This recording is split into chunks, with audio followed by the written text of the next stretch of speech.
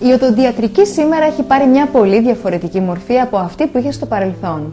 Ο οδοντίατρος δεν έχει πια σαν μοναδικό σκοπό να μας απαλλάξει από την οδονταλγία, αλλά μπορεί να προσφέρει έναν μεγάλο αριθμό υπηρεσιών που αφορούν τόσο στην πρόληψη όσο και στην αποκατάσταση λειτουργικών προβλημάτων του στόματος, αλλά και την αισθητική.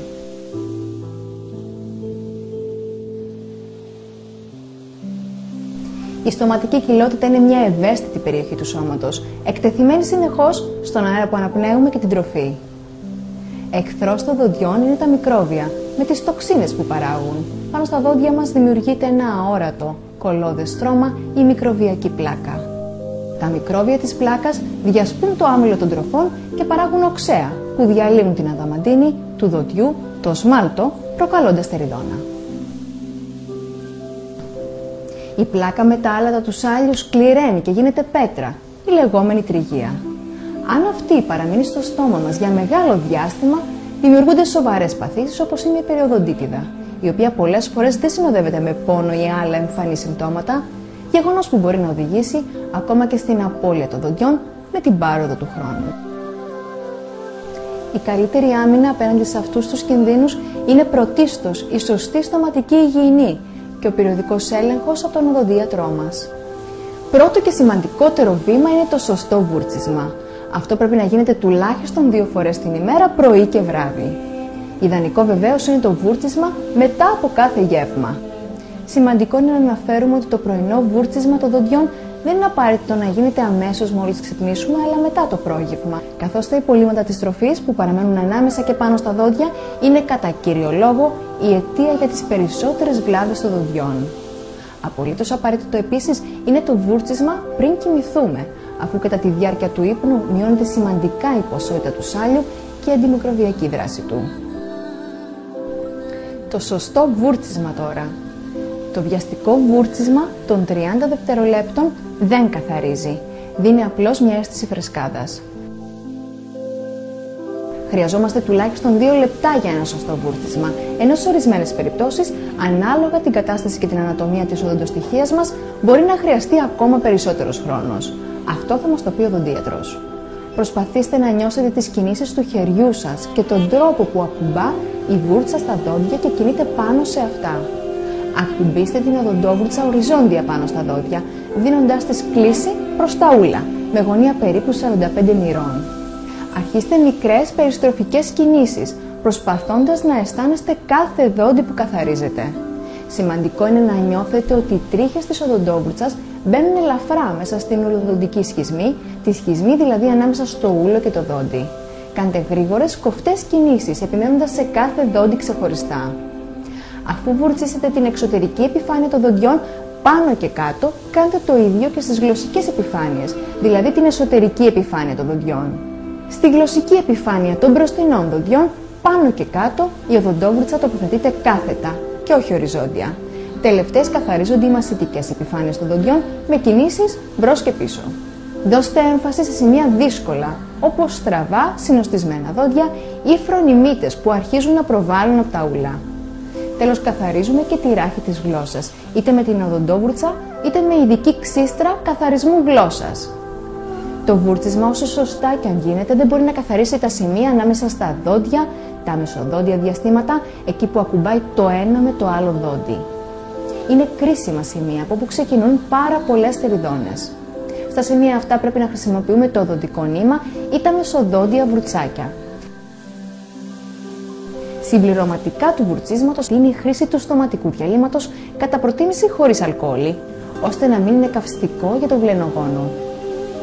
Το φθόριο που περιέχουν αποτελούν μια επιπλέον ασπίδα προστασίας κατά της στεριδόνας, ενώ ορισμένα περιέχουν και ειδικούς αντιμικροβιακούς παράγοντες για την αντιμετώπιση των φλεγμονωδών νόσων του στόματος. Εάν παρατηρήσουμε τα δόντια μας, θα διαπιστώσουμε ότι δεν αποτελούνται από λίες επίπεδες επιφάνειες, αλλά έχουν πολύπλοκη μορφολογία.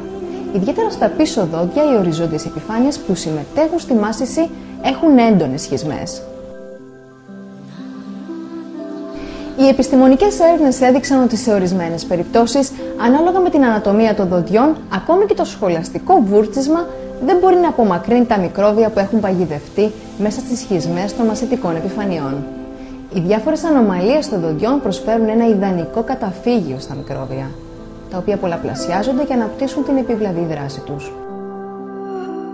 Στο σοβαρό αυτό πρόβλημα υπάρχει η λύση των sealants ή προληπτικές εμφράξεις οπών και σχισμών. Αυτά είναι λεπτές μεμβράνες που καλύπτουν, φράζουν τα αυλάκια και τις σχισμές των δοντιών. Με τον τρόπο αυτό εμποδίζεται η συσσόρευση μικροβίων στις ευπαθείς αυτές περιοχές. Τα sealants εφαρμόζονται κατά κύριο λόγο στα παιδιά ως προληπτικό μέτρο. Και μια και αναφερόμαστε στα παιδιά, δεν θα πρέπει να παραλείπουμε την τακτική φθορίωση των δοντιών κάθε 6 μήνες.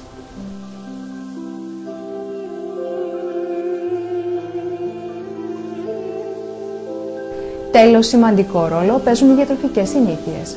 Γλυκά, αναψυκτικά με ζάχαρη ή ανθρακικό και κολλώδεις τροφές χωρίς ίνες καταστρέφουν εύκολα τα δόντια.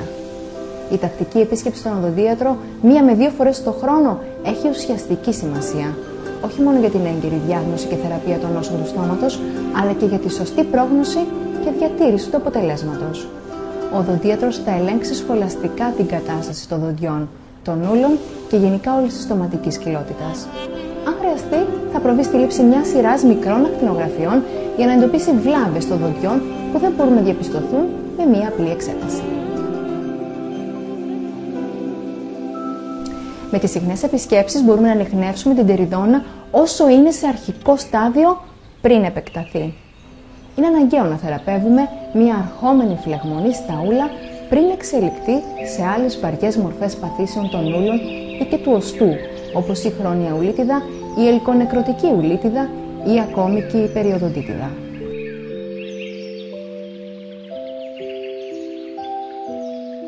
Να θυμάστε ότι ένα παραμελημένο στόμα μπορεί να αποτελέσει την αφετηρία λοιμόξεων, οι οποίες ενδεχομένως να απειλήσουν γενικότερα την υγεία του οργανισμού μας. Επιπλέον, ένας μεγάλος αριθμός ασθενειών δίνουν πολλές φορές τα πρώτα συμπτώματα από τη στοματική κοιλότητα. Η τακτική επίσκεψη στον οδοντίατρο μπορεί να βοηθήσει να ανακαλύψετε έγκαιρα κάποια άλλη πάθηση που σας ταλαιπωρεί ή θα σας ταλαιπωρήσει αργότερα. Δεν θα πρέπει επίσης να ξεχνάτε ότι τα τεριδονισμένα δόντια, τα σφραγίσματα που έχουν αλλοιωθεί με το πέρασμα του χρόνου και η νόση του περιοδοντίου, η ουλίτιδα ή η περιοδοντίτιδα προκαλούν κακοσμία του στόματος, με δυσάρεστα επακόλουθα στην ψυχολογία τόσο τη δική μας όσο και του άμεσου περιβαλλοντός μας. Επιπρόσθετα, η μάση της τροφής με δόντια λιγότερα από το φυσιολογικό αριθμό δεν γίνεται σωστά, με αποτέλεσμα όταν παρατείνεται και αμελείται η κατάσταση να δημιουργηθεί πρόβλημα στο στομάχι, το οποίο δυσκολεύεται να χωνέψει την τροφή. Ακόμα, η ίδια κατάσταση συχνά οδηγεί σε ανώμαλες κινήσεις της γνάθου, με αποτέλεσμα η άρθρωση της γνάθου, η κροτοφογναθική διάρθρωση να αρχίσει να καταστρέφεται, δίνοντας συμπτώματα όπως θορύβους, δυσκολία στο άνοιγμα και το κλείσιμο του στόματος και έντονο πόνο.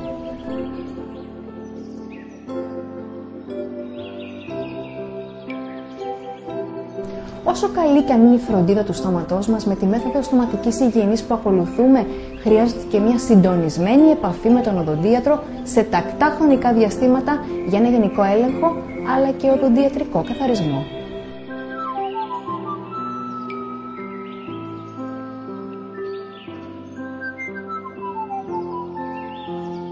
Ας θυμόμαστε λοιπόν, για να επιτύχει ο οδοντίατρος χρειάζεται να έχει εμάς σύμμαχο.